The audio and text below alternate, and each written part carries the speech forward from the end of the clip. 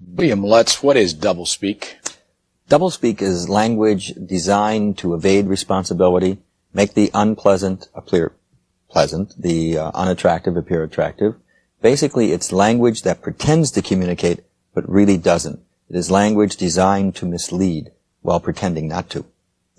Is it done consciously? Oh, yes, very consciously. Doublespeak is not a slip of the tongue or a mistaken use of language. It's exactly the opposite. It is language used by people who are very intelligent and very sophisticated in the use of language and know that you can do an awful lot with language. Who's the worst offender? In sheer bulk? Yes. Sheer numbers of examples? The government. If we count government from the local level all the way up to the federal level, I had to stop writing the chapter on government doublespeak. It was going to take over the whole book. But interestingly enough, and this was a revelation in doing the book, about a half a step behind comes business with a tremendous amount of doublespeak. The chapter on food and food doublespeak. Everyone goes after that one about, is it true that you can put sugar free on a product and still have sugar in it? Is probably the one question I've been asked most often, because people simply can't believe that happens. How can it happen? Because sugar-free simply means they haven't added table sugar or cane sugar to it. They can add mannose, fructose, any of the syrup sweeteners, and still call it sugar-free.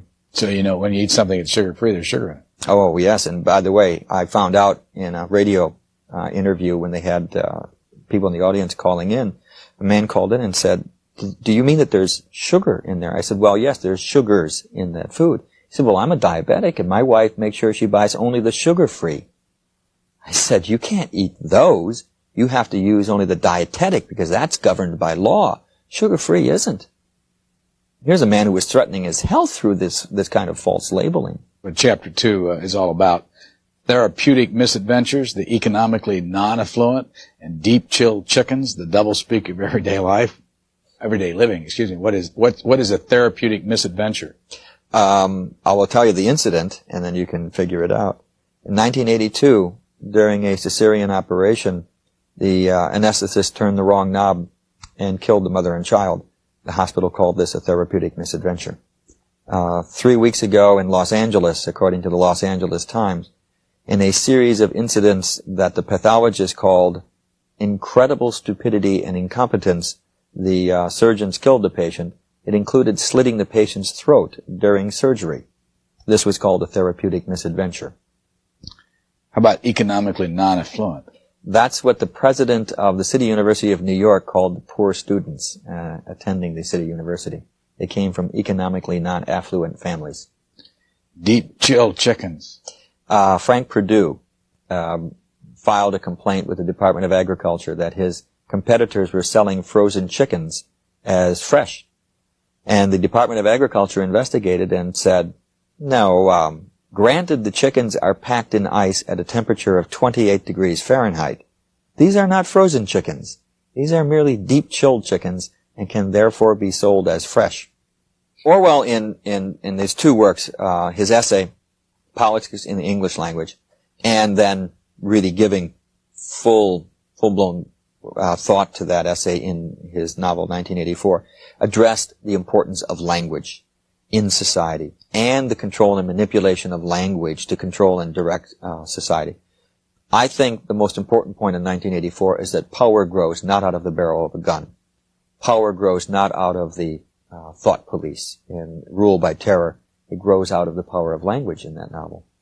The revolutionary act committed by Winston Smith right at the beginning of that novel is to keep a diary.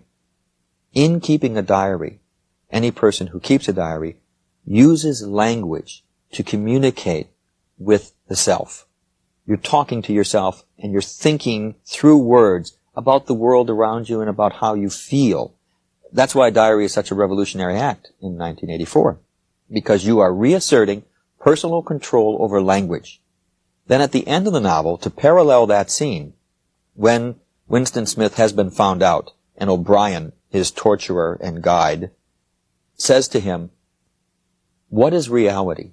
Reality is not external. Reality exists not in the mind of the individual, which soon perishes, but in the mind of the party, which is collective and immortal. What the party says is reality, is real.